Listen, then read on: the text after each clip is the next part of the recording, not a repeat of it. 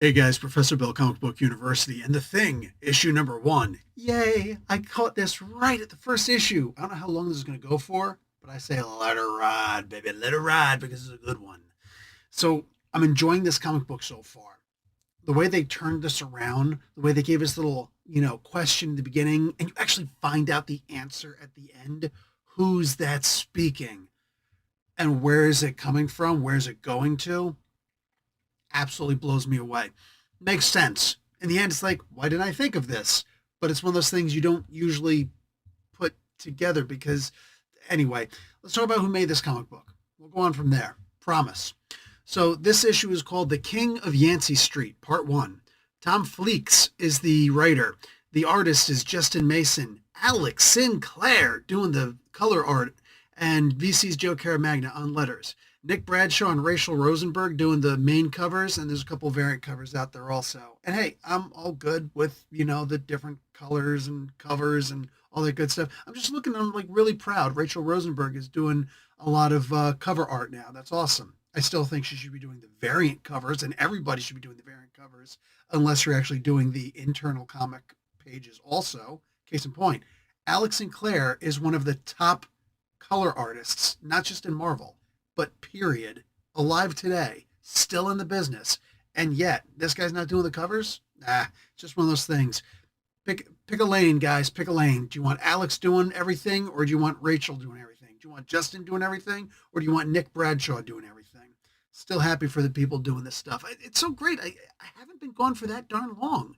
And yet, here we go. We got people just moving on and doing other things. So in this comic book, we get to see the Thing, actually all the Fantastic Four, and they're all fighting a giant space squid in the negative zone. I love it because this is what the Fantastic Four does, right? And Sue Storm really being the heart of the Fantastic Four. Arguably, Ben Grimm is the heart, but she's more of the head. Okay, weird when you say that about a woman. Okay, let's start this all over again. She is awesome, and she's telling Ben, hey, how about we skip all the silly stuff and you get straight into getting angry, finding your self confidence, and just ending this for us, Ben? And he's like, what are you talking about?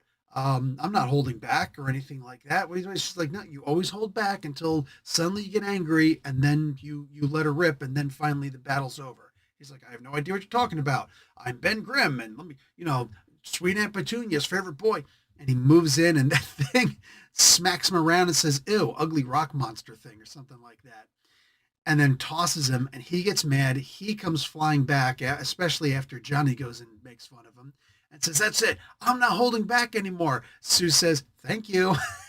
Of course, it becomes clobbering time. And that's the whole thing that she was saying in the first place. Could have ended all of this nonsense if he'd have just found his self-confidence. After all these years since the 1960s, bruh, you still ain't figured it out? That's okay. Because comic, timeline, time in the Marvel Universe doesn't always work the same way as it does with other comic book companies or the way that it works here in our Earth, as it were. I like that afterwards we now get a regular old street level story. And yet, after he just destroyed a giant space squid, right? This becomes a regular story. No, I'm good with this because the way that it worked out was fantastic. There is somebody, it looks like some black guy with a pretty thin mustache closer to his lip than to his nose, talking over a microphone or a phone or loudspeaker, I don't know, something to that effect, and saying, hey, we're offering like $10 million to whoever can take out Ben Grimm, the Thing. And all these different villains are checking this out. Maybe it's the bar with no name, one of the many. And the bars with no name, the bar with no names. Anyway, and these guys are all like interested. And it reminds me back to the cover again. All these villains beating up on the Thing, and some of his rocks are missing, and he's still fighting forward. And I'm thinking, I can see this being a really fun time.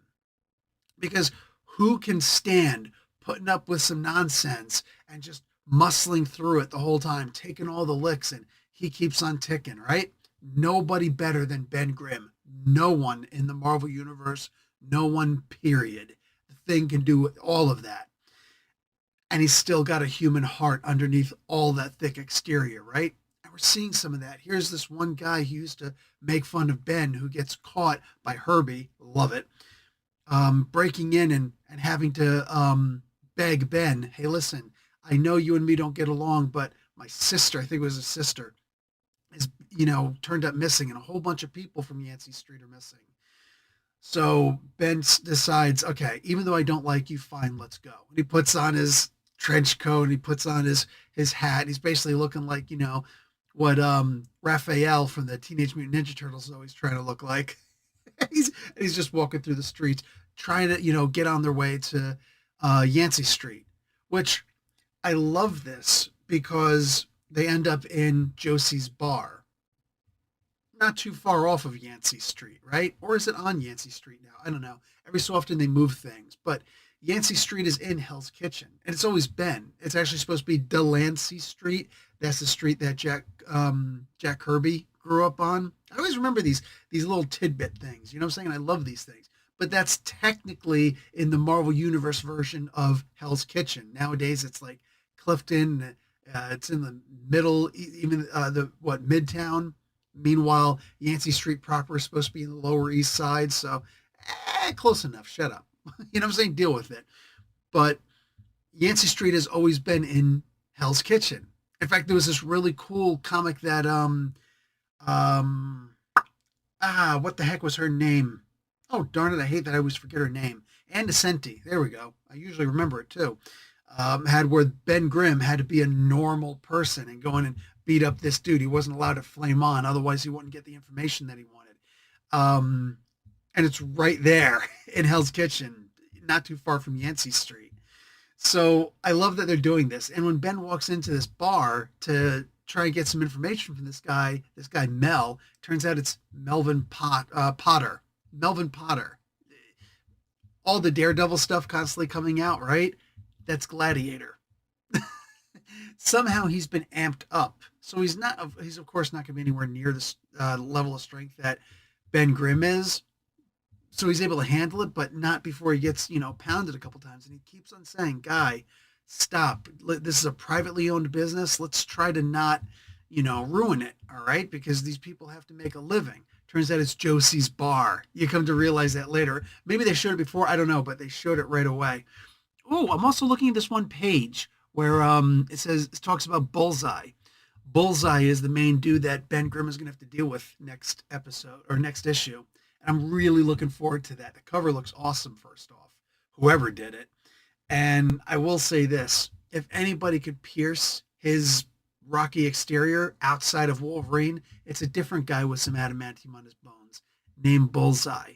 Because this guy's able to bypass all your strengths, all your armor, to get right to your weak points. I love that he's got to handle things with this. Brooke was here. I don't know who Brooke is. Anyway, so nice little tidbit surprise that that Bullseye is going to be in the next episode, the next issue. Totally digging on this comic book, guys. Where this book goes and who actually put the hit out on Ben Grimm and why, especially, I am really digging where this is going. I don't know if it's a murder mystery, but it's definitely a kidnapping, missing persons, human trafficking kind of thing. Metahumans are being experimented on to make them stronger, but a little bit less stable. And Melvin Potter was never really that stable to begin with. Let's just be honest for a hot minute, right? But I'm loving where this book is going. It's just hitting you in all the right places. It's hitting me in all the right places. And I can't wait to see the next issue. Of course, I'm always going to love to see something from Ben Grimm. The art in this, for the most part, is fantastic.